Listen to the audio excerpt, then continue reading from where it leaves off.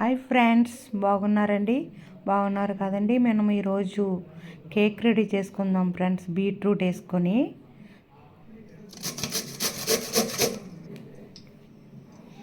Beetroot వేపుకోవడం కోసం మూకుడు ready చేసుకుని నెయ్యి వేసుకున్నాను ఫ్రెండ్స్. నేతిలో వేపుకుంటే చాలా టేస్ట్గా ఉంటుంది. పచ్చివాసన పోయే వరకు అందులో ఉన్న వాటర్ అంతా లాగి ఫ్రై అయ్యే వరకు మనం బీట్రూట్ ఫ్రై చేసుకోవాలి.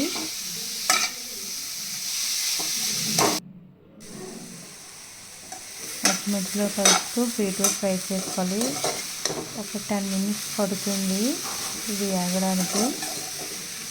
నేను సిమ్లో పెట్టుకుని ఫ్రై చేసుకుంటున్నాను.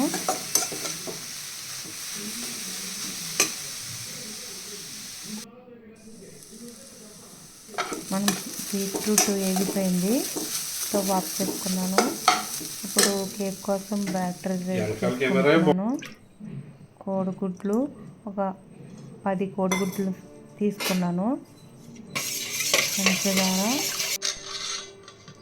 కోడిగుడ్లు పంచదార బాగా బీట్ చేసుకోవాలి ఫ్రెండ్స్. ఈ రెండు బాగా కరిగితే బాగుంటుంది. కోడిగుడ్లు పంచదార బాగా బీట్ చేసుకోవాలి. పంచదార కరిగే వరకు బీట్ చేసుకోవాలి. దీంట్లో మైదా పిండి వేసుకున్నాను. మైదా పిండి వేసుకుని బాగా కలుపుకోవాలి.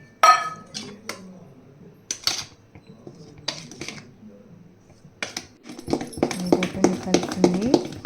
ఇప్పుడు మనం వేయించి పెట్టుకుని చల్లారిన తర్వాత ఈ బీట్రూట్ ఇందులో వేస్తున్నాను. ఫ్రై చేసుకున్నాను. వెన్నపూస కూడా వేస్తున్నాను.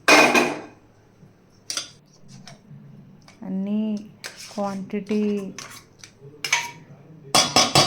గిన్నె తీసుకుంటే సరిపోతుంది.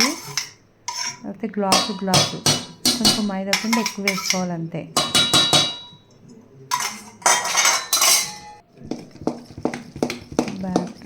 కొంచెం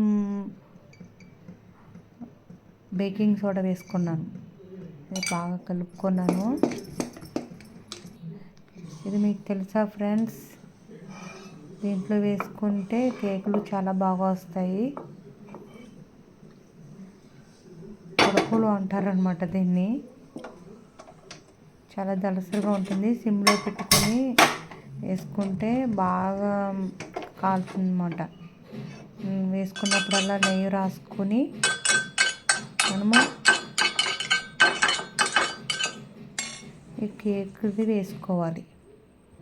కొంచెం ఎత్తుగా వేసుకుంటే అది పొంగుతుందన్నమాట. నేను బ్యాటర్లో లాలిక్కాయ పొడి కూడా వేసుకున్నాను. ఆ క్లిప్ మిస్ అయిందండి. ఇది వేసుకొని సిమ్లో పెట్టుకొని ప్లేట్ మూత వేసుకోవాలి. ముందు హీట్ ఎక్కడానికి కొంచెం లేట్ అవుతుంది, కానీ తర్వాత త్వరగానే వచ్చేస్తాయి ఫ్రెండ్స్. మన కొడకలు రెడీ అయిపోయినాయి. ఇలా వంపితే పడిపోతాయి అందులో. మన కేకులు రెడీ ఫ్రెండ్స్. మీకు వీడియో కనుక నచ్చితే లైక్ చేయండి, సబ్స్క్రైబ్ చేయండి, షేర్ చేయండి, ముఖ్యంగా కామెంట్ చేయండి ఫ్రెండ్స్.